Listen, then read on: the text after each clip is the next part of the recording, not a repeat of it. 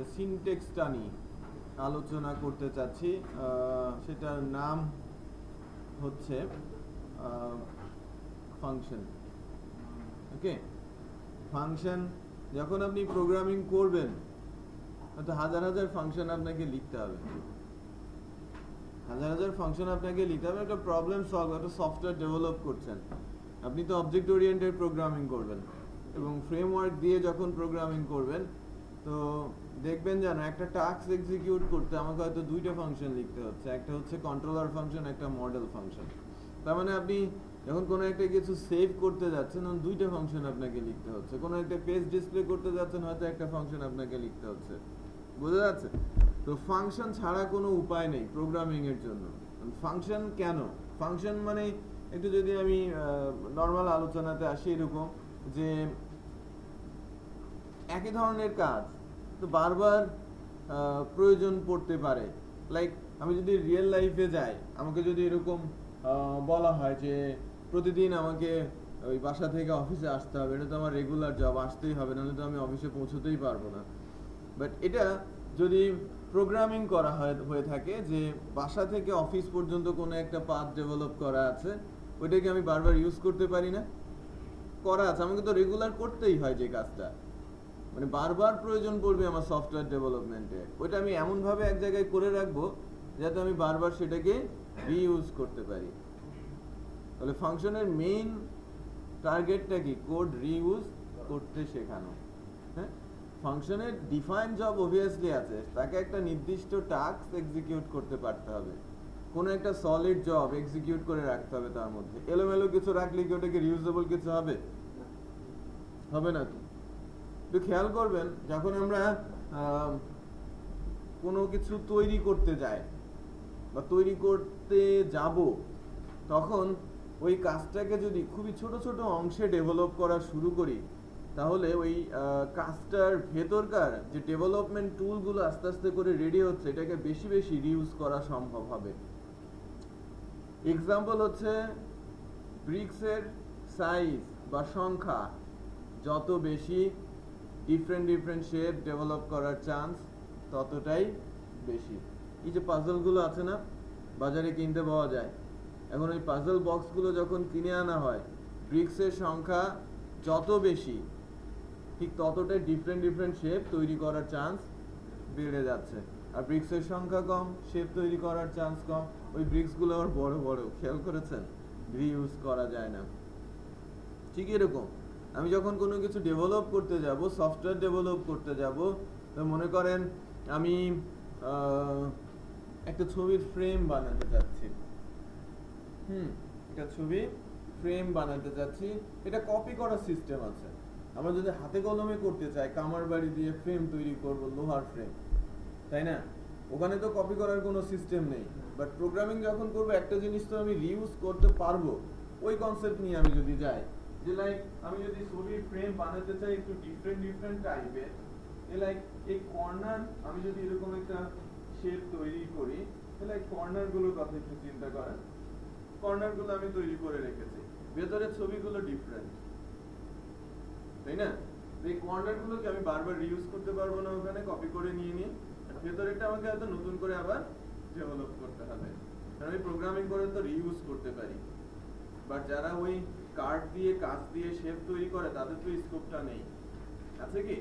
বা যারা প্রিন্টিং প্রেসে কাজ করে তারা বলে যে যদি আমাকে যে প্লেট বলে, তারা প্লেট তৈরি করতে প্রথমবার একটু মানে বেশি টাকা লাগে, বাট পরের বার আপনার যদি প্লেট তৈরি করা থাকে তারা হাজার হাজার কপি নিলেও দাম অনেক কমে আসে। কারণ কি? তাদের শেপ প্লেটগুলো তৈরি করা আছে, ওগুলো তারা রিইউজ করতে পারে। বিষয়টাকে বোঝাতে পারছি? সো ফাংশনটা কি? আমি যখন কোনো একটা প্রবলেম সলভ করতে যাব, কোনো একটা সফটওয়্যার বানাতে যাব, আমি ছোট ছোট টাস্কে এটাকে ডিফাইন করে নিতে হবে বা নিতে হয়। করে দেয় কে? যারা সিনিয়র প্রজেক্টে, যারা ম্যানেজার হিসেবে কাজ করে, পিএম বলা হয় তাদের। মানে এটা কিন্তু ওই পিএম না, প্রজেক্টের PM, project manager, prime minister না। যাই হোক, প্রজেক্ট ম্যানেজার প্রাইম মিনিস্টারের মতোই কিন্তু প্রভাব বিস্তার করে প্রজেক্টের উপরে। সে যা বলবে তাই, বোঝা যাচ্ছে? সে যদি ভুল বলে ভুলই এক্সিকিউট করতে হবে, আপনি যত বাহাদুরি হন না কেন। সে ভুল লজিক দিয়েছে, লাস্ট পর্যন্ত প্রজেক্ট ওভাবেই ডেভেলপ হয়েছে, আপনি সাকসেসফুল। আনসাকসেসফুল কে? Project manager. আমার কোনো দায় নেই, আমাকে যেভাবে বলা হয়েছে আমি সেভাবে করেছি, রাইট? যারা কোডার, যারা প্রোগ্রাম করবে, টিম লিডার, এরা কেউই দায়িত্ব নেবে না, কারণ আমার অ্যানালাইসিস যেভাবে হয়েছে, কোডিং সেভাবে হয়েছে। ভুল বা শুদ্ধ দেখার চান্স আমাদের নেই, আমরা ইনস্ট্রাকশন ফলো করে কাজটা সম্পন্ন করব, এটাই হচ্ছে আমাদের কাজ। তো সফটওয়্যার ফার্মে যেটা হয়, আমাদের তো সফটওয়্যার ইঞ্জিনিয়ার বলা হয়, বাইরের দেশে এদেরকে কোডার বলা হয়, অ্যাকচুয়ালি তারা কোডই করে। আমাদের দেশে সফটওয়্যার ইঞ্জিনিয়ার বলার পেছনে কারণ আছে, একটা সফটওয়্যার ডেভেলপ করার জন্য যা যা করার প্রত্যেককে তাই তাই করতে হয়, এই জন্যই তারা সফটওয়্যার ইঞ্জিনিয়ার। বাট বাইরের দেশে কে কোডার বলা হয়, তারা অ্যাকচুয়ালি কোডিংই করে, অন্য কোনো কিছুই করে না। ডেটাবেস ডিজাইন ডিবি ইঞ্জিনিয়াররা করে, অ্যানালাইসিস প্রজেক্ট ম্যানেজার করে, ফিচার লিস্ট, তারপরে use case diagram, test case, তাই না, ইউএমএল ডিজাইন সব কি প্রজেক্ট ম্যানেজার করে। টেস্ট কেস রাইটিং এবং টেস্টিং টেস্ট ইঞ্জিনিয়াররা করে, কোডের যা কাজটা কোডাররা করে। আলাদা আলাদা ডিপার্টমেন্ট একটা সফটওয়্যারের পেছনে লেগে যায়, ঠিক আছে? এটা তো প্রথমের দিকেই আসে, ওটা অ্যানালিসিস পর্যায়ে করে। তো পার্ট আছে কিছু, হ্যাঁ, সফটওয়্যার ডেভেলপমেন্ট লাইফ সাইকেল বলে একটা বিষয় আছে, 7টা স্টেপ আছে, আপনারা একটু দেখবেন, হ্যাঁ, যারা সিএসসি তে পড়েছেন তাদেরকে অবশ্যই পড়তে হয়েছে, সেটা একটা চ্যাপ্টার আছে, সফটওয়্যার ডেভেলপমেন্ট লাইফ সাইকেল। ওখানে 7টা, হ্যাঁ, এসডিএসসি 7টা স্টেপ আছে, কি কি বিষয়, ওই অনলাইনেও কিন্তু পাবেন। সফটওয়্যার ডেভেলপমেন্টের জন্য সফটওয়্যার ইঞ্জিনিয়ারিং একটা বই আছে, পিডিএফ অনলাইনে পেয়ে যাবেন, আর এসডিএলসি চ্যাপ্টারটা পড়বেন, সবাইকে রিকোয়েস্ট করছি, ওকে? যে অ্যাকচুয়ালি রিয়েলি কিভাবে সফটওয়্যার ডেভেলপ হয়, এবং ওখানে ফলো করা হয় ওয়াটারফল মডেলটা। এর মডেল দুইটা আছে কিন্তু, আবার ওয়াটারফল আর অ্যাজাইল। হ্যাঁ, ওয়াটারফল হচ্ছে যে রিয়েল মডেল, যেভাবে সফটওয়্যারটা ডেভেলপ করতে হয়।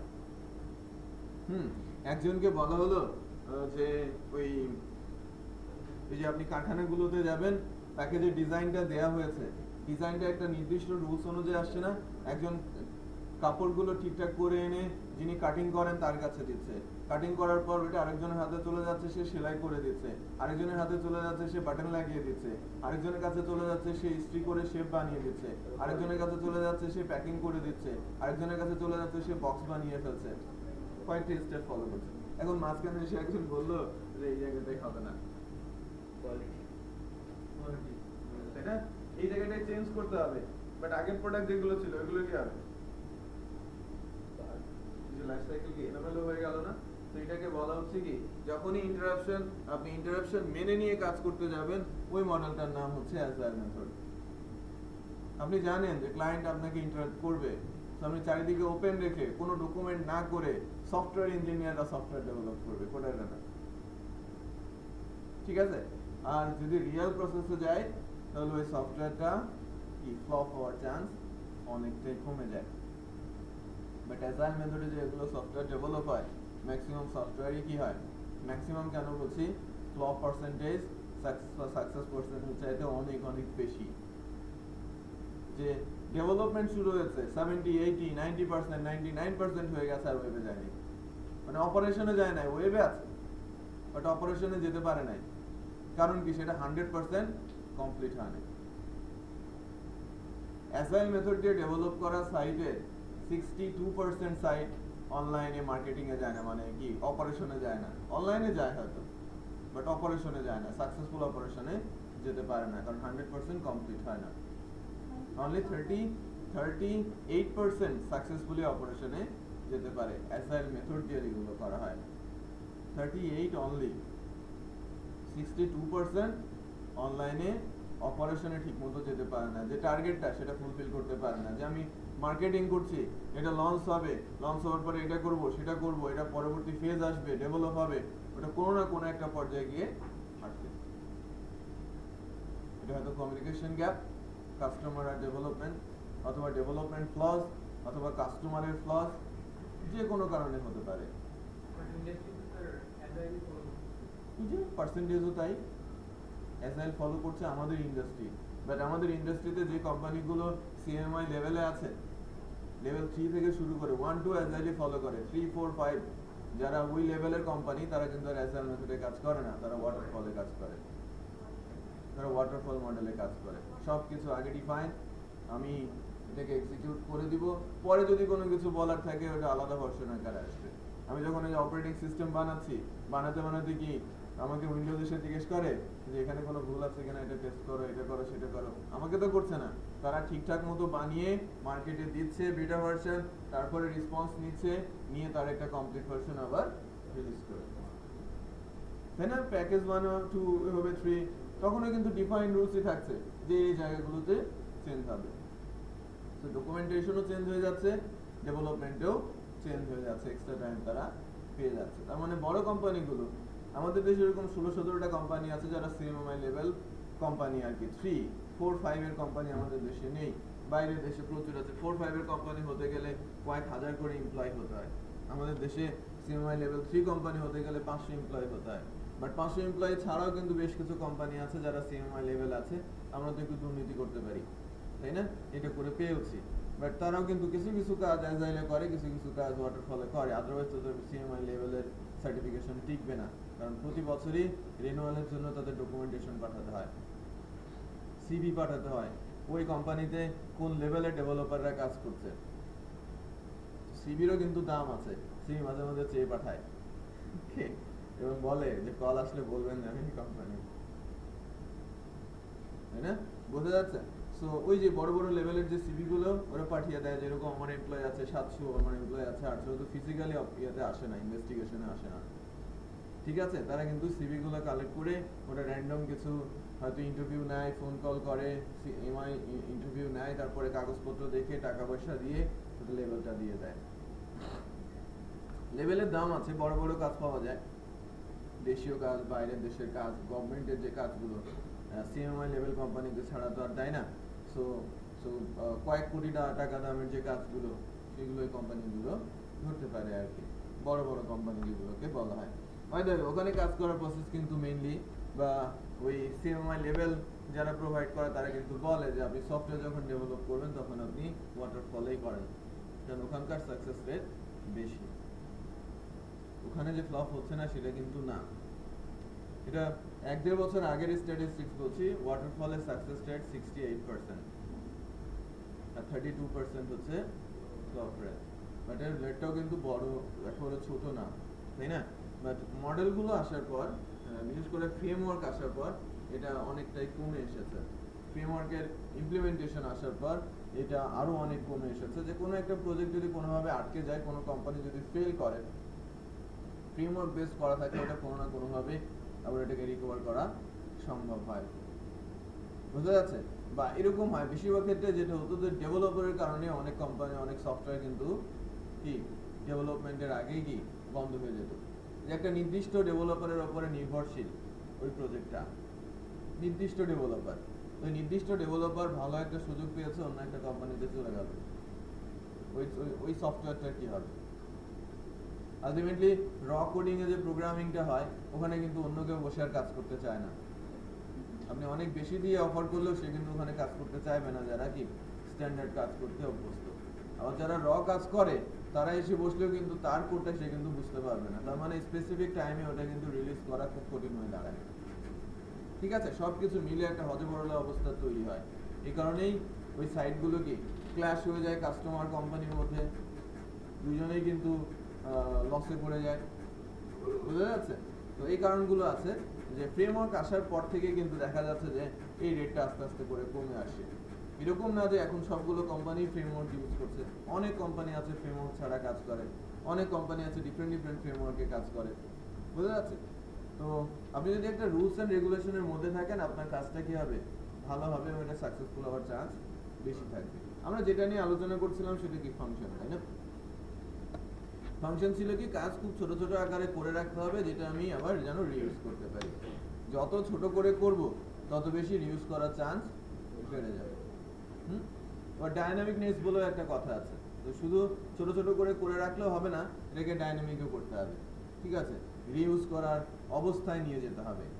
তো ফাংশনের একটা ছোট সংজ্ঞা নিয়ে শুরু করি।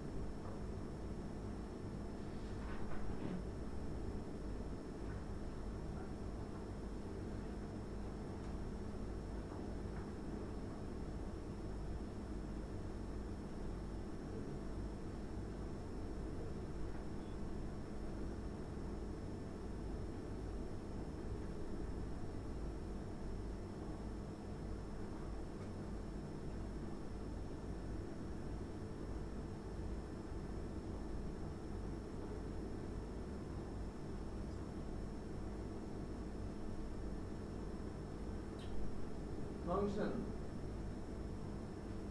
পার্ট আছে, টাইপ আছে। ওকে, ফাংশনের সংজ্ঞা তো কিছুটা ওরালে আমি দিয়েছি, তাই না? হ্যাঁ, কি জিনিসটা, যেখানে কাজ ডিফাইন করা থাকবে, একটা নির্দিষ্ট কাজ কোনো একটা সিনট্যাক্সের আন্ডারে থাকবে এবং যাকে আমরা রিইউজ করতে পারবো। ঠিক আছে, তো আমি যদি এখন সিনট্যাকটিক্যাল ডেফিনেশনে যাই যে ফাংশনের সিনট্যাকটিক্যাল ডেফিনেশনটা কি, তাহলে অ্যাকচুয়ালি ডেফিনিশনের সংজ্ঞাটাই বলবো আমি। তো ফাংশনের যে দুইটা পার্ট সেটা নিয়ে একটু আলোচনা করছি আগে, তারপরে আমি ফাংশনের সিনট্যাকটিক্যাল সংজ্ঞাটা বলবো। লাইক দিস সাব, এটুকু কি একটা ফাংশনের কলিং। যারা সি পড়েছি তারা আমরা সবাই জানি, তাই না? যারা সি করেছি তারা কিন্তু আমরা সবাই জানি এটাকে বলা হচ্ছে ফাংশনের কলিং। ফাংশনটার নাম কি? সাব। আর এই যে ব্র্যাকেট দুটো দেখছেন, curly first bracket start end close, এটাকে বলা হয় ফাংশন সাইন। ওকে, তাহলে আমি কি করছি? এই ফাংশনটা কল করছি, কাউকে ধরে ডাকছি, রাইট? যখন আমি কাউকে ডাকছি যদি না পাই তাহলে তো এরর, প্রোগ্রামিং তো এটা না পেলে কি এরর, বলবে আনডিফাইন্ড, এটার কোনো ডেফিনেশন সে খুঁজে পাচ্ছে না। তো ডেফিনেশন কিভাবে দিতে হয়? ডেফিনেশনটা এভাবে আসে, ডেফিনেশনটা উপরের দিকে দিতে হয়, এভাবে লিখতে হয় একটা কিওয়ার্ড ফাংশন, তারপরে কি function name sub bracket like 10 - 5, এটা একটা ভেরিয়েবল রাখলাম যার নাম z, এটাকে আমি বলছি ইকো $z। যখন আমি এখান থেকে এটা কল করেছি, এখানে আউটপুট কি আসবে এখন? 10 - 5, তাই না? তো এটা একটা ব্লক অফ কোড যার একটা ইউনিক নাম আছে, যা একটা নির্দিষ্ট টাস্ক এক্সিকিউট করছে, রাইট? তাহলে সিনট্যাকটিক্যাল সংজ্ঞাটাতে আসি, ব্লক অফ কোড যার একটা ইউনিক নাম আছে, যা একটা নির্দিষ্ট টাস্ক সম্পন্ন করছে এবং আউটপুট এক্সিকিউট করছে অথবা রিটার্ন করছে, তাকে বলা হচ্ছে কি? রাইট? তাহলে ব্লক অফ কোড যার একটা নির্দিষ্ট নাম থাকবে, ওকে, একটা নির্দিষ্ট টাস্ক এক্সিকিউট করে, একটা টাস্ক, একটা কাজ তোমাকে দেওয়া হলো, তুমি এটা সম্পন্ন করে ওখানে রাখবা, আমি তোমার কাছ থেকে নিয়েও নিতে পারি, আবার তোমাকে বলতে পারি তুমি এটা এক্সিকিউট করো, তাই না? আমি আপনাকে বললাম একটা ফ্ল্যাগ তৈরি করে রাখতে, কারণ আমি বলতে পারি যে আপনি ফ্ল্যাগটা ধরে দাঁড়িয়ে থাকেন অথবা ফ্ল্যাগটা আমাকে দিয়ে দেন, আমি ওড়াবো। বোঝা যাচ্ছে? আর যেহেতু এটা প্রোগ্রাম, আমি বারবার ইউজ করতে পারবো না একটা ফ্ল্যাগ বানানোর পর কপি করে করে, বিষয়টা বোঝা যাচ্ছে? তো এই অংশটাকে বলা হচ্ছে কি? ডেফিনেশন। ভেরি সিম্পল, আমি লিখেছি ফাংশন। কখনো কখনো ফাংশন লিখতে লিখতে কি 400-500 লাইনের ফাংশন হয়ে যায়। আমরাই কিন্তু দেখবেন জানো প্রায় 40-50 লাইনের ফাংশনও আমাদেরই লিখতে হবে, আপনারাই লিখবেন, খুব সহজেই লিখে ফেলবেন। ওকে, আস্তে আস্তে করে যখন ম্যাচুরিটি আসবে, মাত্র আমাদের 10টা-11টা ক্লাস গেছে, আর অনেক ক্লাস সামনে বাকি আছে। তো এটা হচ্ছে ফাংশনের ডেফিনেশন, আর এটা হচ্ছে ফাংশনের কলিং।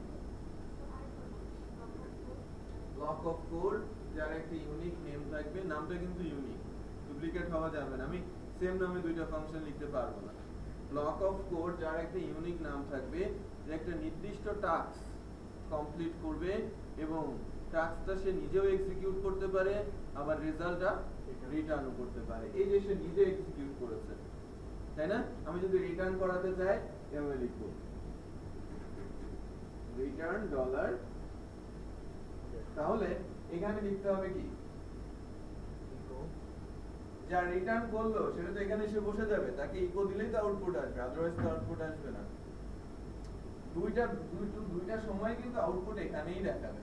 আমি যখন কল করব এবং যদি ইকো করা থাকে এখানে, আউটপুটটা কিন্তু এখানেই আসবে।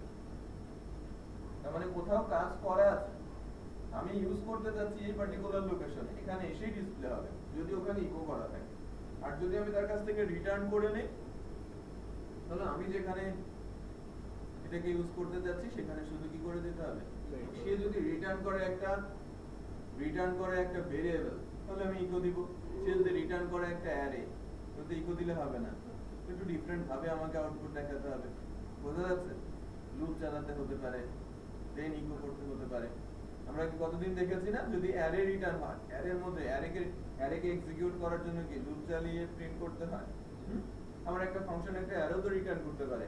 আমরা একটা ফাংশন একটা ডেটাবেসের টেবিলে সকল ডাটা রিটার্ন করলো, যার মধ্যে 1 লাখ রেকর্ড আছে। এখন কি করবেন? লুপ চালাতে হবে। ফর ইচ লুপ দিয়ে ভেঙে ভেঙে আমাকে করে দিতে হবে। ফাংশনে কি কোনো লিমিটেশন আছে ভিতরে লুপ বা অ্যারে যেটা ইচ্ছা করে সব ইউজ করতে পারেন। এই জন্যই তো সিনট্যাক্স গুলো শেখা, ভেরিয়েবল, অপারেটর, স্টেটমেন্টের যে 8টা স্টেটমেন্ট, অ্যারে সব ইউজ করে তো আপনি কোনো না কোনো প্রবলেমের সলিউশন দেবেন। ওই যে সিনট্যাক্স গুলো দেখেছি, এই সিনট্যাক্স গুলো দিয়েই সকল লজিক ইমপ্লিমেন্ট করা হয়। ফাংশন কি? জাস্ট একটা ফ্রেম যেখানে প্রবলেমের সলিউশন থাকবে। কি দিয়ে করবেন? ওই সিনট্যাক্স গুলো দিয়ে। তার মানে অ্যাকচুয়াল সিনট্যাক্স কি? 7, 8, 9 ক্লাসে যা আলোচনা হয়েছে সেটাই, ওটাই ঘুরে ঘুরে আসবে। যাকে দিয়ে আপনি ফাংশন করবেন, ফাংশনকে কারো মধ্যে রাখবেন, যেটাকে আমরা হয়তো কয়েকটা ক্লাস, 2টা ক্লাস পরে হয়তো ক্লাস বলবো, এই ক্লাস না, প্রোগ্রামিং ক্লাস বলবো। হ্যাঁ, ওপি ক্লাসের কনসেপ্ট বলবো। বোঝা যাচ্ছে? ফাংশন আমি হয়তো কিছুটা হলেও বোঝা যাচ্ছে যে ফাংশনের কলিংটা কি আর ফাংশনের ডেফিনিশনটা কি। এখন বলছি যে ফাংশনের একটা টাইপ আছে দুইটা। একটা হচ্ছে user define, that means this এটা ডেফিনিশন আমি দিয়েছি না, এই ডেফিনিশনটা কিন্তু আমি লিখেছি, সো এটাকে আমি বলছি ইউজার ডিফাইন। আর আছে +700 PHP তে বিল্ট ইন ফাংশন আছে, যার ডেফিনিশন আছে PHP এর ব্রেনে। এই যে আমাদের সার্ভারটা বলছি না, অ্যাপাচি সার্ভার, এর মধ্যে ডিফাইন করা আছে। এগুলো আমি খুব সহজেই ইউজ করতে পারবো যদি জানি এই ফাংশনের কাজ এটা। তাহলে আমাদের কিন্তু জানতে হবে যে কোন ফাংশনের কি কাজ। আমরা হয়তো এই কোর্সের মধ্যে ম্যাক্সিমাম 50-60টা ফাংশন নিয়ে আলোচনা করতে পারবো, যেগুলো কমনলি ইউজ। ওকে, সো বাকি যে ফাংশনগুলো, এটা কিন্তু একটু ধৈর্য ধরে ধরে আমাদের দেখে দেখে রাখতে হবে। কখন কোনটা প্রয়োজন পড়ে যাবে আমরা কিন্তু নিজেও জানি না। যদি ব্যাংক স্ট্রং থাকে, আমি যদি জানি, আপনি যদি আপনার টেকনিকও জানেন, যে আপনি গুগলে যাবেন, বলবেন যে এই ধরনের কাজ করে দেয় PHP এর কোন ফাংশন, নামটা পেয়ে গেলেন, আপনি ম্যানুয়ালটা ডাউনলোড করে নেবেন, রেখে দেবেন কাছে, ম্যানুয়ালে গিয়ে এক্সাম্পল দেখে নেবেন, তারপর নিজের কাজে প্রয়োজন ইউজ করবেন। বোঝা যাচ্ছে?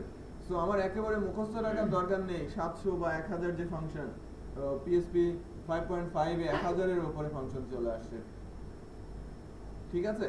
তো এত বেশি ফাংশন তো আমার মনে রাখার দরকার নেই, তাই না?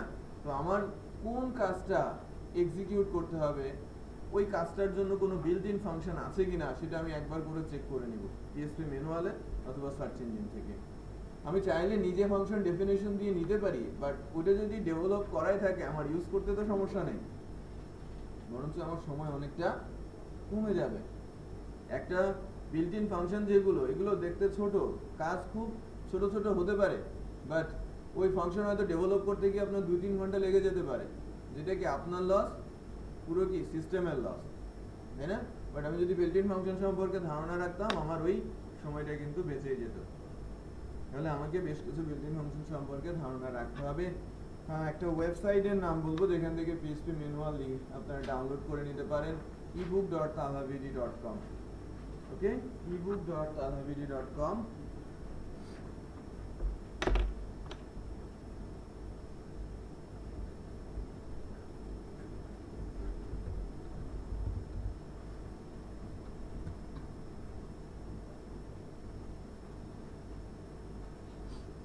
এখানে চলে আসে, ফ্রি বুক দেওয়া আছে, এই যে PHP ম্যানুয়াল। হ্যাঁ, PHP ম্যানুয়ালটা, এটা আপনারা ডাউনলোড করে নেবেন। আপনাদের জন্য আরেকটা বই লাগবে, এই যে প্রো PHP MVC। এটা হচ্ছে ফ্রেমওয়ার্ক যখন শুরু করব তখন এটা আপনাদের লাগবে মোটামুটি। হ্যাঁ, প্রো PHP MVC, এটার অ্যাকচুয়ালি নামই PHP MVC।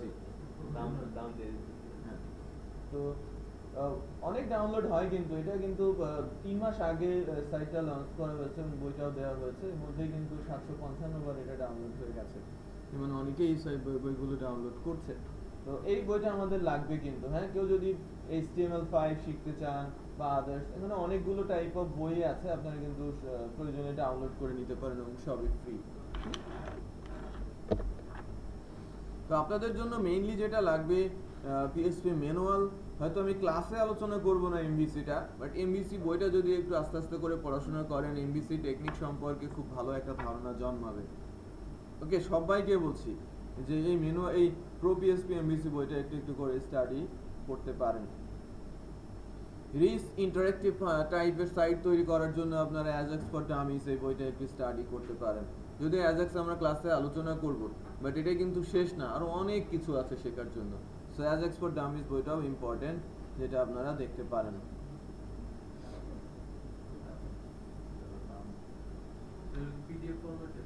পিডিএফ আছে, ইপাব আছে, কিছু কিছু বইয়ে ইপাব আছে, আর ম্যাক্সিমাম বইগুলোতে পিডিএফ ভার্সন আছে। আর ইপাব বলতে কি ওই যে স্মার্টফোনগুলোতে যেগুলো রান করে, হ্যাঁ ইপাব দেওয়া আছে, যেগুলোতে আমরা ইপাব পেয়েছি সেগুলো ইপাব দিয়ে দিয়েছি। হ্যাঁ, তো আমি ফাংশন সম্পর্কে কিছুটা বলেছি, এখন ফাংশনটা দেখার চেষ্টা করি, দু একটা ফাংশন একটু দেখানোর চেষ্টা করি।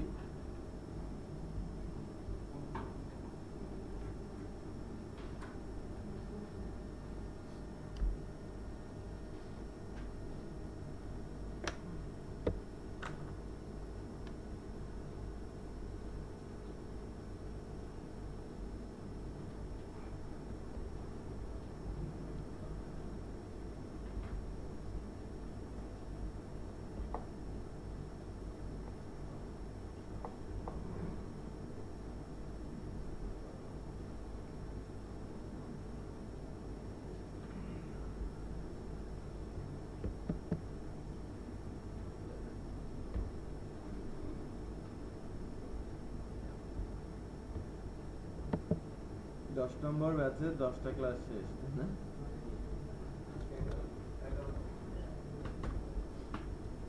ওকে, সমস্যা নাই, আমরা লাইনেই আছি।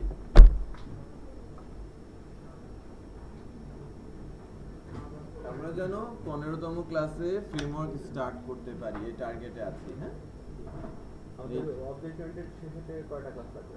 এই তো 12, 13, 14 বেসিক লেভেল। ওপি তো পুরো 40টা সেশন পর্যন্তই হবে। হ্যাঁ, তো শেষ বলতে কি কোর্সের শেষ পর্যন্ত ওপি চলবে, বাট বেসিক কনসেপ্টটা ফ্রেমওয়ার্কের বাইরে 3টা ক্লাসে ওপির বেসিক কনসেপ্টটা নিয়েও আলোচনা করব, যাতে কিছুটা ম্যাচুরিটি আসে, দেন আমি যেন ফ্রেমওয়ার্কে ঢুকতে পারি। আদারওয়াইজ আমি হয়তো 13 ক্লাসে ফ্রেমওয়ার্কে ঢুকতে পারতাম ডিরেক্ট, অবজেক্ট ওরিয়েন্টেড ওখানেই দেখাবো এরকম একটা টার্গেট নিয়ে। বাট আগে অবজেক্ট ওরিয়েন্টেডের বেসিক কনসেপ্টটা, ভেরি বেসিক কনসেপ্টটা দিয়ে নিয়ে দেন আমি ফ্রেমওয়ার্কে যাব।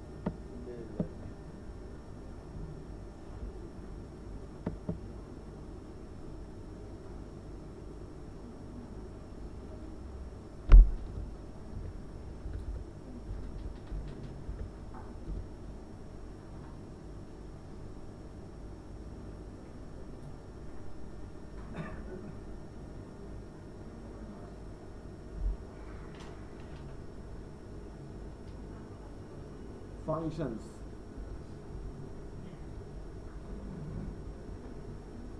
দেখেন ছোট্ট একটা ফাংশন আমরা লিখি।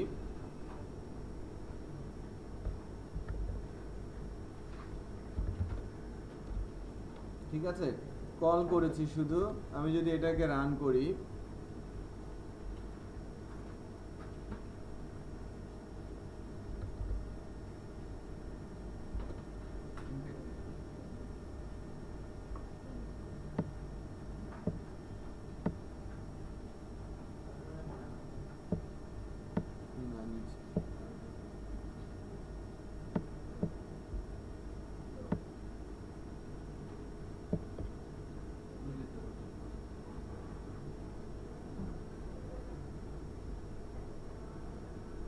দেখেন না এরর আসছে না, একটা fatal error, call to undefined function sub. ঠিক আছে, এই ফাংশনটার ডেফিনেশন সে খুঁজে পাচ্ছে না, কারণ এটা কোনো বিল্ট ইন ফাংশন না। ওকে, সো এই ফাংশনটা যখন সে আনডিফাইন্ড বলছে, আমরা এটা ডেফিনেশন যদি দিয়ে দেই, জাস্ট এভাবে লিখি ফাংশন সাব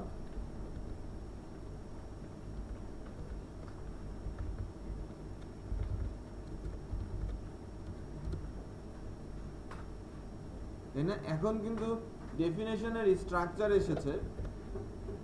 আমি যদি এটাকে রান করাই, এররটা তো চলে গেল, ডেফিনেশন পেয়েছে, বাট কি কাজ সেটা তো তাকে বলা হয় নাই, তাই না? ভেতরে তার টাস্ক কিন্তু ডিফাইন করা একেবারেই হয় নাই।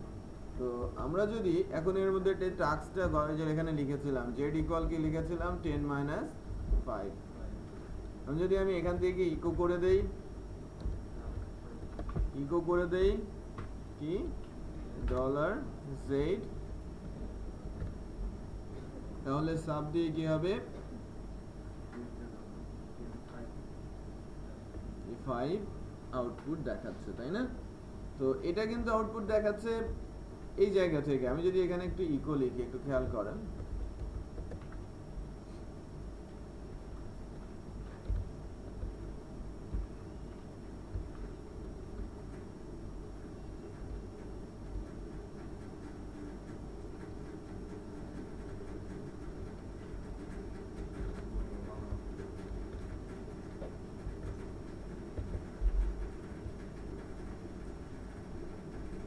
যদিও আমি এটা কেন দিলাম, এই লাইনের উপরেই তো ইকো করা, বাট আমার ফাংশনটা কল হয়েছে কোথা থেকে? যেখান থেকে কল হবে এটা কিন্তু অটোমেটিক এক্সিকিউট হয় না।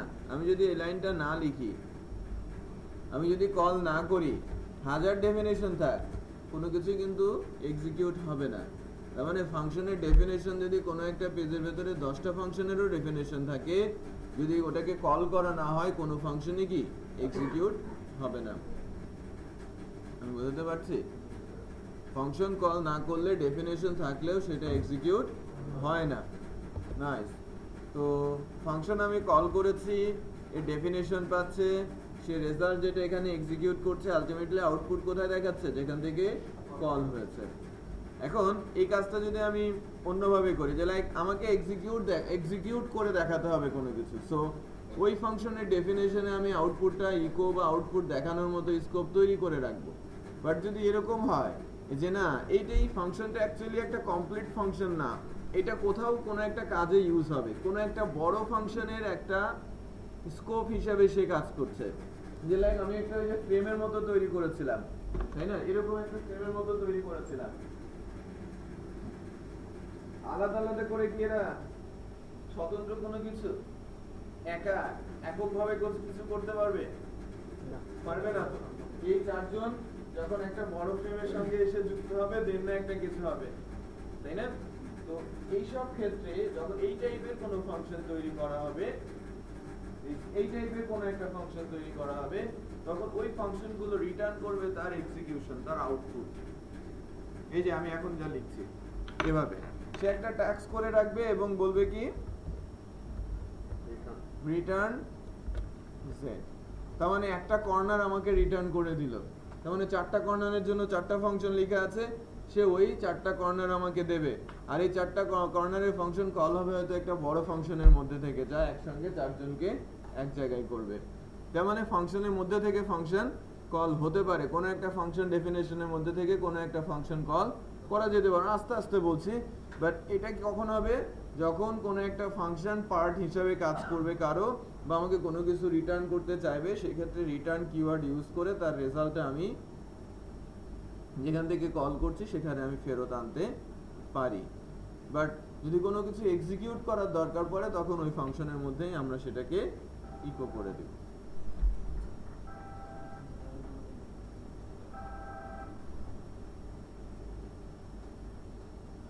হ্যালো,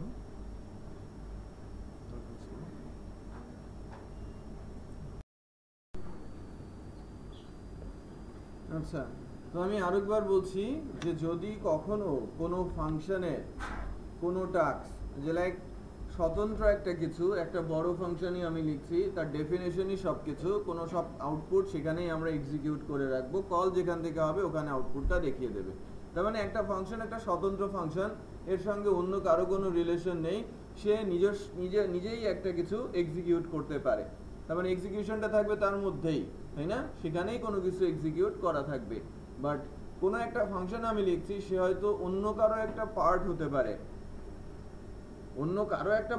হতে পারে তো সেক্ষেত্রে আমরা তার রেজাল্টটা রিটার্ন করে দিয়ে রাখবো এক্সিকিউট করে রাখবো না যাতে আমি পরবর্তীতে ওইটা ইউজ করতে পারি ঠিক আছে এটা প্রয়োজন অনুযায়ী আমরা লিখবো কিন্তু যখন ইউজার ডিফাইন আমি বুঝতেই পারবো যে এটা স্বতন্ত্রভাবে এক্সিকিউট হবে নাকি এটা কারোর জন্য আপনি একটা পোর্শন হিসেবে তৈরি করে রাখছেন ওকে নাইস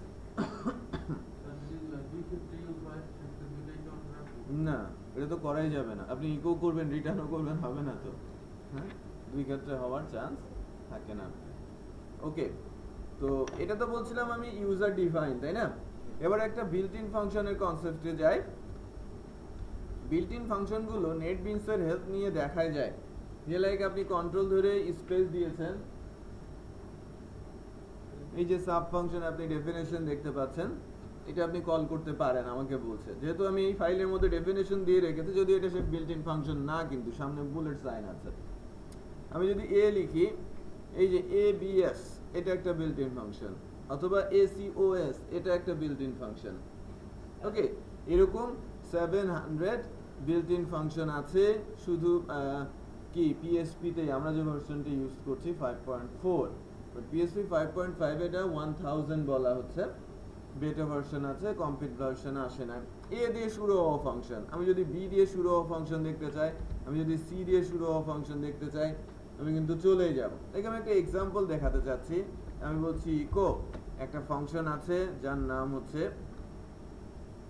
rand ওকে rand বলা হচ্ছে ওকে এটা একটু আসার আগে আমরা আরেকটা জিনিস একটু কথা বলে নেই এই সাব ফাংশনেরই তাহলে বুঝতে পারবো খুব ভালো মতো এই যে ফাংশনটা একটু খেয়াল করেন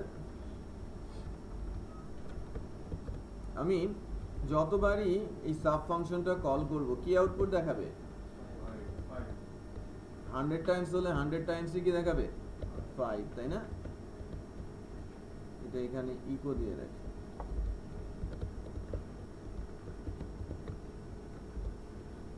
ফাইভই দেখাবে 100 টাইম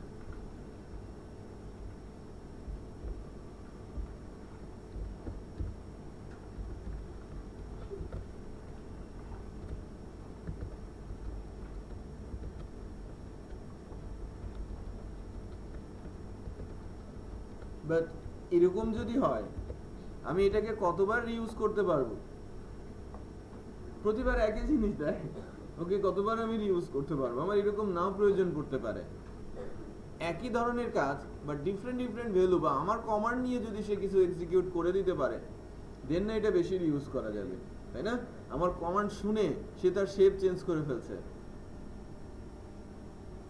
তাহলে কি বেশি ইউজেবল হবে না আমি যদি মনে করেন যে একটা শক্ত ব্রিক্স আমাকে দিয়েছে ওটা শেপ তো চেঞ্জ করা যায় না বাট যদি কাদামাটি হয় আমি কিন্তু চাপ দিয়ে তার শেপ চেঞ্জ করে নিতে পারি এবং ভিন্ন ভিন্ন কাজে তাকে আমি ইউজ করাতে পারি যদি আমি কাজ জানি আর যদি না জানি আমি তো ভেঙে চুরে একদম চুরমার করে ফেলবো মাটিগুলোকে তাই না আমি শেপ দিতেই পারবো না বাই দ্য ওয়ে তো এই যে বিষয়টা আমি যদি একটা ফাংশনকে অনেকভাবে রিউজ করতে চাই তখন এটাকে করতে হয় কি ডায়নামিক এবং ডায়নামিক ফাংশন লেখাটা আস্তে আস্তেই আমরা পারবো এর ম্যাচুরিটি আস্তে আস্তেই আসবে বাট ডায়নামিক করার জন্য বেসিক একটা কনসেপ্ট আমি এখন দেওয়ার চেষ্টা করব অ্যাকচুয়ালি ফাংশন আমার কমান্ড অনুযায়ী যেখান থেকে কল হচ্ছে সেখান থেকেই কমান্ড দেওয়া হচ্ছে দ্যাট মিনস ফাংশনকে ইনপুট দেওয়া হচ্ছে ইনপুটের উপর বেস করে সে আউটপুট দেবে তাহলে সে কিছুটা কি হবে ডায়নামিক হবে মোর ডায়নামিক হবে আমি বলছি ডায়নামিক না মোর ডায়নামিক হবে হ্যাঁ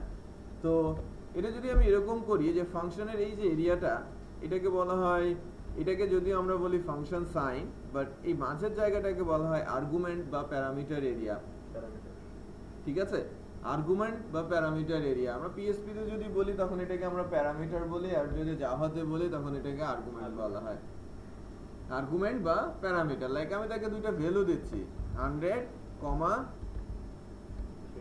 30, হ্যাঁ, দুইটা ভ্যালু আমি দিলাম 100 আর 30। এই দুইটা ইনপুট হবে কার? সাব ফাংশনের। তো কাউকে যদি আমি ইনপুট দিতে চাই তাকে এটাকে রিসিভ করতে হবে না?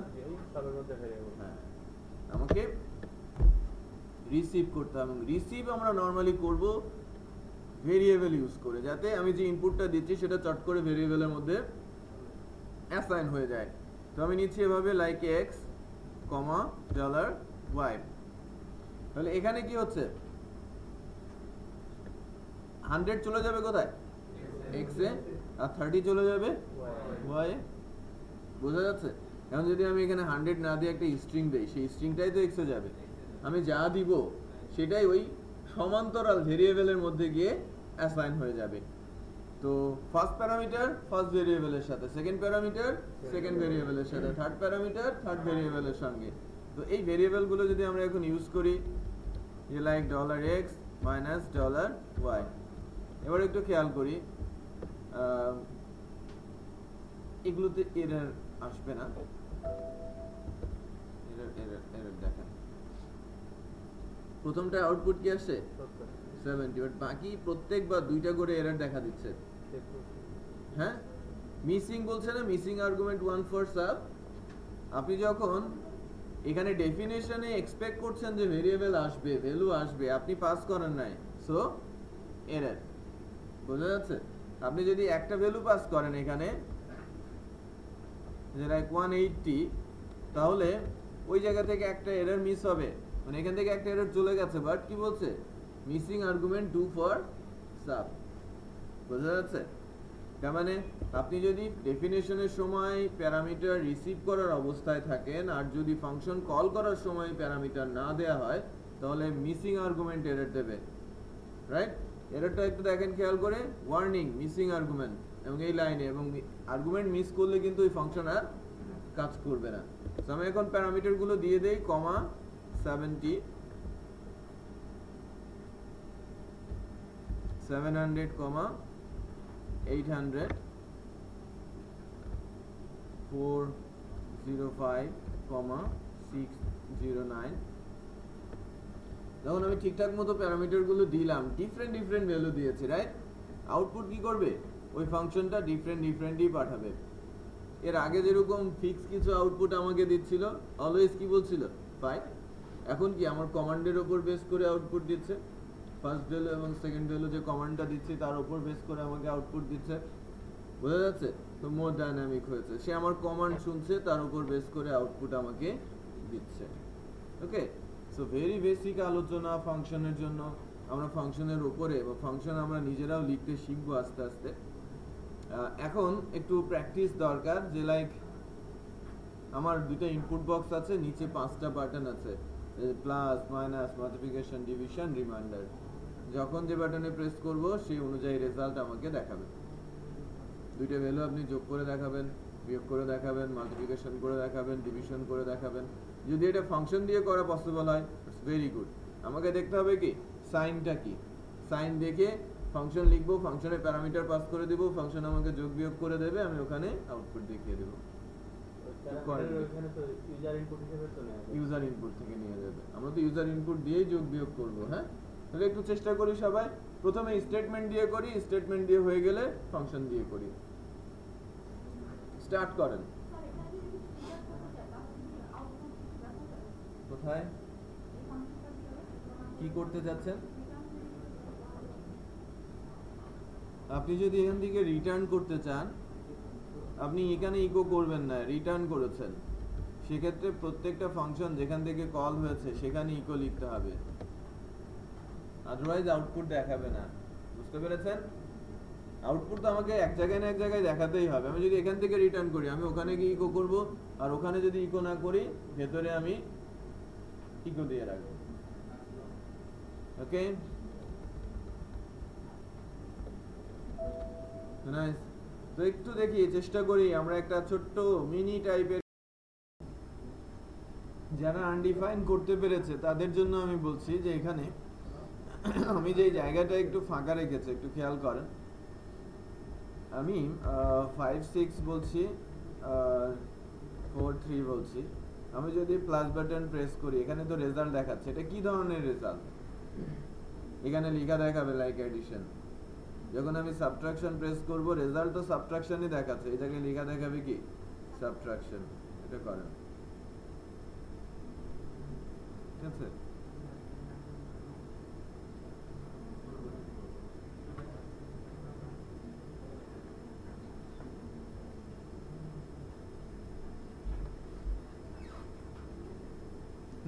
আসতে পারবে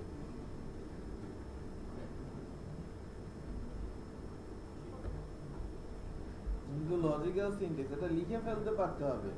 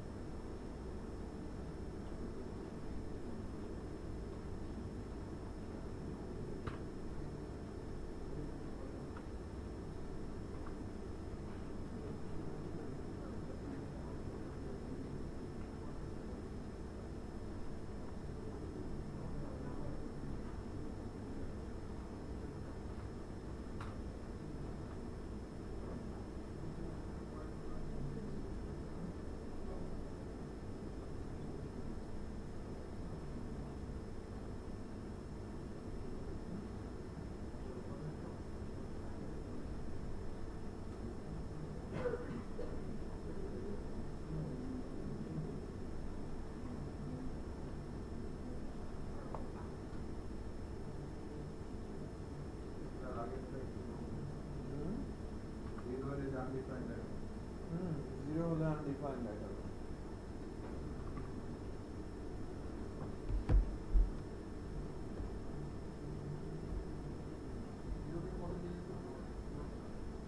কোনো কিছুকে জিরো দিয়ে ডিভাইডেড করলে ওটা আনডিফাইন হয়ে যায়।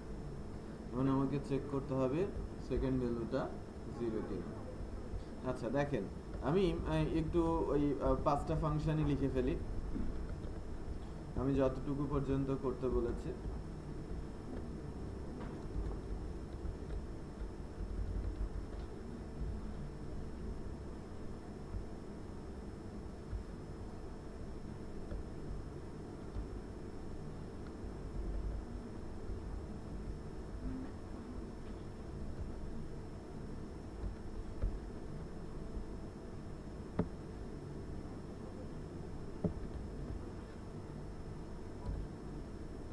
Multiplication, division, remainder. Multiplication, division,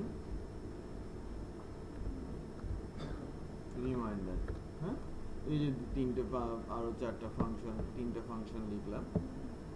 তাহলে এই ফাংশনগুলো যদি এখানে লিখি,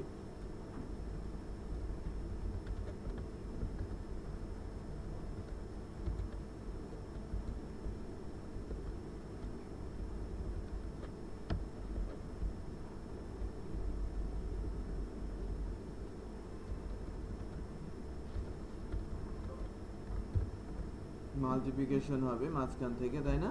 এটা মাল্টিপ্লাই করবে। এটা কি হবে? ডিভিশন।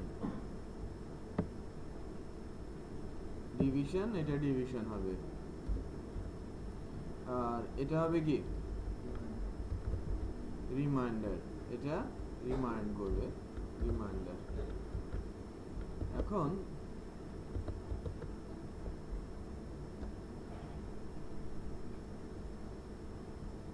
দেখেন,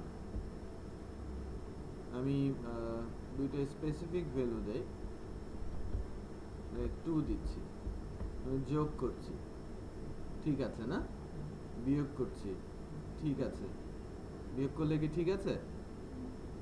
বিয়োগ করলে ঠিক নেই। হ্যাঁ, একটু দেখি এখানে কোথাও যেন ভুল হয়েছে। তাহলে অ্যাডিশন,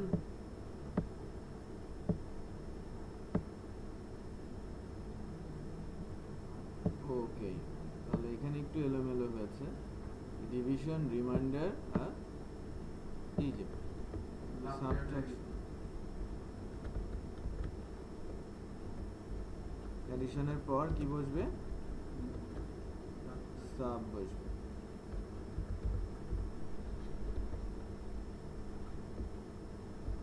এটা কি? তাহলে অ্যাডিশন, সাবট্রাকশন, এটা হচ্ছে আমার মাল্টিপ্লিকেশন, এটা আমার ডিভিশন, আর এটা আমার, মানে সাইনগুলো একটু ওলটপালট হয়েছিল। এখানে ফাংশন লেখা তো ঠিক আছে, তাই না? দেখি, যোগ, বিয়োগ, গুণ, ভাগ, বিমান, সব ঠিক আছে। এখন এরকম যদি হয়, যোগ, বিয়োগ, গুণ, তাই না? ভাগ, ভাগ দিলে কি হচ্ছে? Divided by 0। এটা এর এক্সেপশন, রাইট? মডুলাস দিলেও এররটা আসে। এটা আমাদের এখন হ্যান্ডেল করতে হবে। হ্যান্ডেল করার নিয়ম হচ্ছে যে আমি যখনই ডিভিশন করতে আসব, ডিভিশনের সময় আমি চেক করব এরকম করে যে ইফ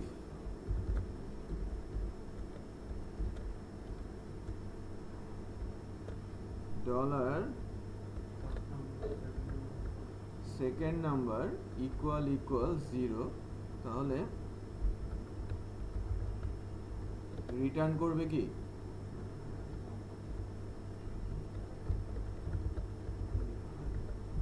আনডিফাইন্ড। এলস রিটার্ন করবে, ঠিক আছে? আমি বলে দিব আনডিফাইন, মানে একটা স্ট্রিং চলে যাবে যেটা ডিফাইন করা যাবে না। একই কথা কার বেলায়? ওই ডিভিশন, মাল্টিপ্লিকেশন কি রিমাইন্ডারের বেলায় একই জিনিস। ওখানে শুধু রিমাইন্ড সাইন রাখতে হবে। এই জায়গাটা কি চলে আসবে, একটু খেয়াল করেন। এবার যদি বলি division undefined, multiplication 0, reminder undefined, error আসছে না, আমি এররটা অফ করে দিয়েছি কন্ডিশন দিয়ে। এরর পর্যন্ত যেতেই দিচ্ছি না, আমি তো ডিভাইডেড করতেই দিচ্ছি না। যদি সেকেন্ড নাম্বারটা 0 হয় আমি কি ডিভাইডেড করতে দিচ্ছি? করতেই দিচ্ছি না, আমি বলছি যে তুমি এখানে স্টপ থাকো। ভ্যালু যদি না দেই, কোনোটাই না দেই, কোনো রেজাল্টও আসবে না, 0। ইন্টিজার না, ইন্টিজার আসবে। সাবট্রাকশন 0, মাল্টিপ্লিকেশন 0, ডিভিশন 0, যেহেতু আনডিফাইন্ড, কারণ ভ্যালু তো নাল, নাল মানে ওটা কি 0 সমানই ধরে নেবে। ইন্টিজার ভ্যালু তো নাল পেলে 0 সমানই ধরে। আচ্ছা, তাহলে আরেকটা কনসেপ্ট থাকছে যে এখানে কিভাবে আমি দেখাবো যে আমি কি ধরনের রেজাল্ট পাচ্ছি, আমি কি অ্যাডিশন পাচ্ছি না সাবট্রাকশন পাচ্ছি না মাল্টিপ্লিকেশন পাচ্ছি না ডিভিশন পাচ্ছি, এটা আমি কিভাবে দেখাবো? হ্যাঁ, একটা স্ট্রিং পাস, দ্যাট মিন্স আমার ফাংশন এখন ভেরিয়েবল পাস করবে না, ফাংশন এখন পাস করবে কি অ্যারে, স্ট্রিং না। আমার ফাংশন পাস করবে একটা অ্যারে, লেভেল পাস করবে আর রেজাল্ট পাস করবে। আমি একটা ফাংশনের কাছ থেকে যোগ বিয়োগ গুণ ভাগ এনে কি আমি স্ট্রেট বলে দিতে পারি যে কি ধরনের কি? আমি ফাংশন দিয়ে করব। দেখেন, আমি একটু এর ভেতরে একটু মিক্স আপ করছি। যখন আমি দুইটার জন্য করে দিচ্ছি, বাকিগুলোর জন্য আপনারা একটু করে নেবেন। আমি একটা অ্যারে লিখছি যার নাম দিচ্ছি ডাটা,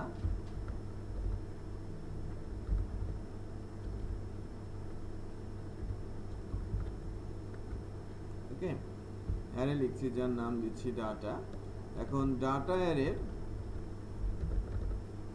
একটা ইন্ডেক্সের নাম হচ্ছে রেজাল্ট, ওকে, আরেকটা ইন্ডেক্স ডাটা অ্যারের অ্যানাদার ইন্ডেক্স হচ্ছে LVL, লেভেল। এর মধ্যে আমি বলছি আমি কোথা থেকে যাচ্ছি, অ্যাডিশন,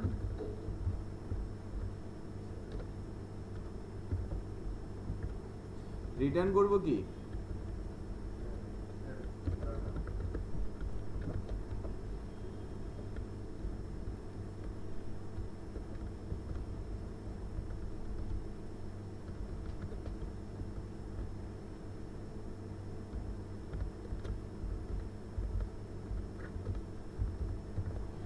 সাবট্রাকশন। এখন ঘটনা হচ্ছে আমি যেখানে কোডটা লিখেছি আমার তো অ্যাডিশন এবং সাবট্রাকশন চলে আসার কথা এখানে, তাই না? এখানে লেখা দেখাবে যে অ্যাডিশন না সাবট্রাকশন। আমার পিএসপির কোড তো এই ব্লকে, উপরের দিকে তো নিচের কোড এক্সিকিউট হলে নিচেই যেতে থাকে, উপর কি ব্যাকট্র্যাক করে উপরের দিকে না। তাহলে আমাকে এই পোরশনটা, পিএসপির এই পোরশনটা আমি যদি এখানে রাখি, এই যে লাইক দুইটা টিয়ার, এই দুইটা টিয়ারের মাঝখানে একটু খেয়াল করেন, এটা কিন্তু এক্সিকিউট হচ্ছে না। এখান থেকে কোনো কিছু কি এক্সিকিউট হচ্ছে? আমি কোনো কিছু এক্সিকিউট করব না অ্যাকচুয়ালি। আমি যেটা করছি এখন এখানে ইকুয়াল দিয়ে ডাটাকে রিসিভ করছি, ইকুয়াল দিয়ে ডাটাকে রিসিভ করছি। যে ডাটাটা রিটার্ন হয়েছে ওই ডাটাটা কি এখানে আছে না? ডাটার মধ্যে কয়টা ফিল্ড, ইন্ডেক্স কয়টা? দুইটা, একটা হচ্ছে রেজাল্ট আর একটা লেভেল। তো আমি লেভেলটা যদি এখানে প্রিন্ট করাই, এখানে যদি পিএসপি তে ইকো দেই, ইকো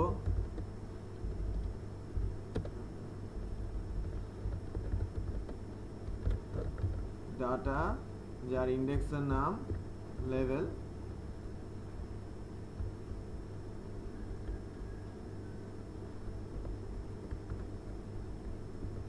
যার ইন্ডেক্সের নাম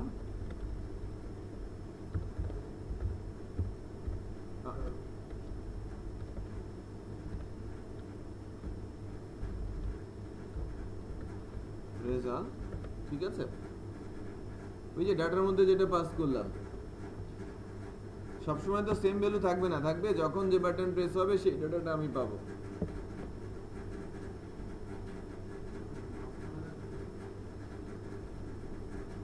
দেখেন 5 আর 4 addition result 9 subtraction result 9 ওই যে কপি করেছিলাম না, সাইনটা চেঞ্জ করে দিতে হবে।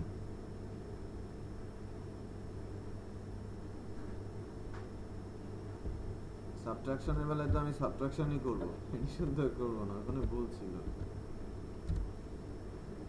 ঠিক আছে, অ্যাডিশন রেজাল্ট, সাবট্রাকশন রেজাল্ট, তো এটাও তো চেঞ্জ হচ্ছে তাই না? তারপরে কি হবে, মাল্টিপ্লিকেশন, ডিভিশন, রিমাইন্ডার, এভাবে আমাকে করতে হবে। বোঝা গেছে? আচ্ছা,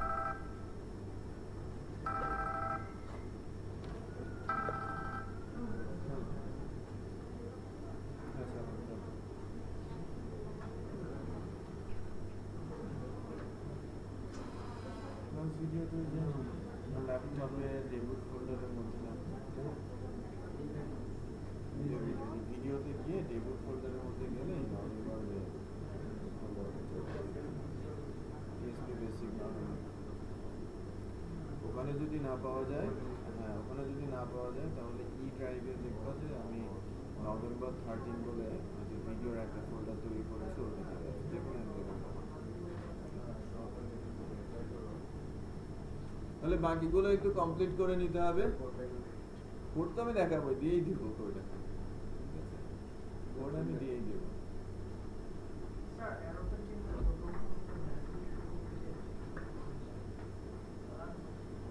এরটা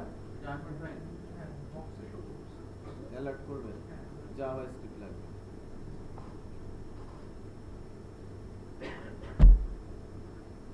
টাস্ক হচ্ছে ক্যালকুলেটরটা একটু ম্যাচিউর করে আনতে হবে। বিল্ট ইন ফাংশন আছে, ম্যাথমেটিক্যাল বেশ কিছু বিল্ট ইন ফাংশন আছে, পাও আছে তাই না, স্কয়ার রুট আছে, আর অনেক কিছু আছে না ক্যালকুলেশনের জন্য। এটা ক্যালকুলেটরের মধ্যে দিয়ে করে আনার চেষ্টা করতে হবে। ওকে, ম্যাথ রিলেটেড বেশ কিছু ফাংশন আছে, আমি সেগুলো ইউজ করব। মেমোরি, ক্লিয়ার, এগুলো দিয়ে দিতে পারি। ক্লিয়ার বাটন প্রেস করলে ইনপুট বক্সগুলো ক্লিয়ার হয়ে যাবে। মেমোরি বললে ওটা মেমোরিতে রেখে দেবে। মেমোরির সাথে যদি কোনো কিছু অ্যাড করতে চাই সেটাও আমরা করতে পারবো।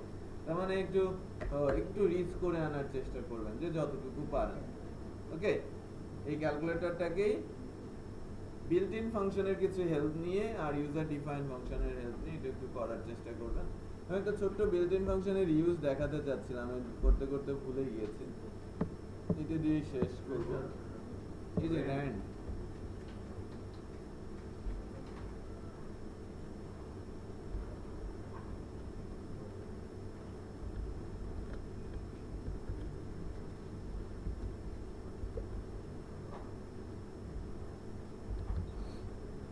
minimum value they like 7 আর maximum value like 17। এই rand একটা built in function, তাকে দুটো ভ্যালু আমি দিলাম, মিনিমাম ভ্যালু আর ম্যাক্সিমাম ভ্যালু। এর কাজ কি, যখনই আমি একবার এটা রান করবে, একবার কল হবে, সে 7 থেকে 17 এর মধ্যে যে কোনো একটা ভ্যালু আমাকে রিটার্ন করে দেবে। এর বাইরে না, এর ভেতরের যে কোনো একটা ভ্যালু, অনেকগুলো না, একটা ভ্যালু র্যান্ডমলি চুজ করবে এবং দিয়ে দেবে। তার মানে আপনি 7 থেকে 17 নাম্বারের বল তার সামনে রেখেছেন, সে চোখ বন্ধ করে তুলবে এবং আমাকে দিয়ে দেবে। হতেই পারে, ঠিক আছে, র্যান্ডমলি। তো এটার ইউজও আছে প্রচুর। হ্যাঁ, এই ফাংশনটা ইউজ করে অনেক কিছু হয় আর কি, পাসওয়ার্ড জেনারেট করা বা আদার্স এগুলো করা হয়ে থাকে। দেখেন এই যে আমি যখন এই পেজটাকে একবার কল করলাম, সে 9 দিয়েছে, এটা 7 এবং 17 এর মধ্যে আছে। আমি যদি রিলোড দিই আবার কল হবে না, এখন কত দিল, 14। রিপিট হতেই পারে, এটা দিয়ে তৈরি করা হয়ে থাকে। হ্যাঁ, র্যান্ডম ফাংশন, তার মানে এটা বিল্ট ইন, এটা করাই আছে। হ্যাঁ, এটা করাই আছে, আমি ইউজ করব। এ ধরনের 700 বেশি ফাংশন আছে। কেউ কেউ বলছে যে নতুন ভার্সনে 1000-এর বেশি আছে।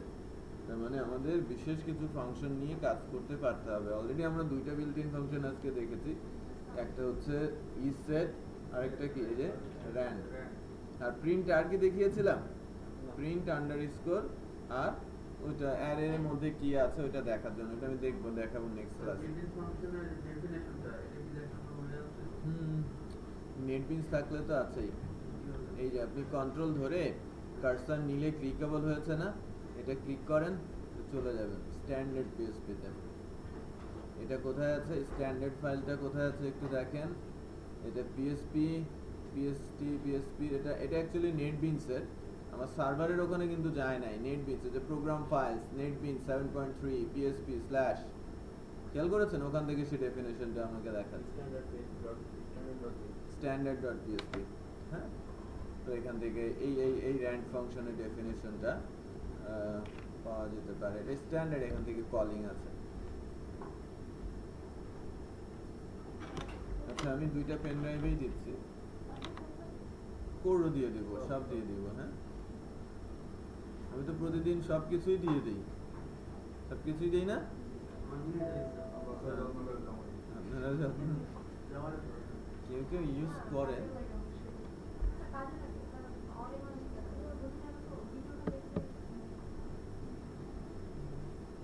জমালে বিপদ হবে, আমার কিচ্ছু হবে না, ঠিক আছে? বিপদ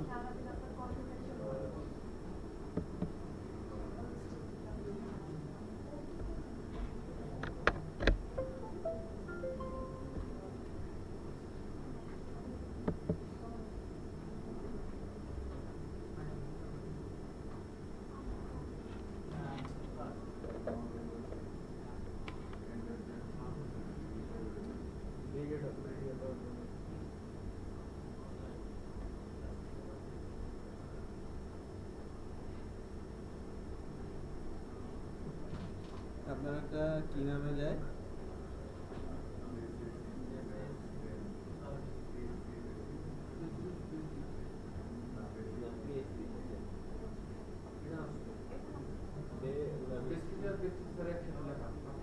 এটাতে লেখা ওই প্রজেক্টের ওটাতে ভিডিওতে PHP ব্যাচ 10।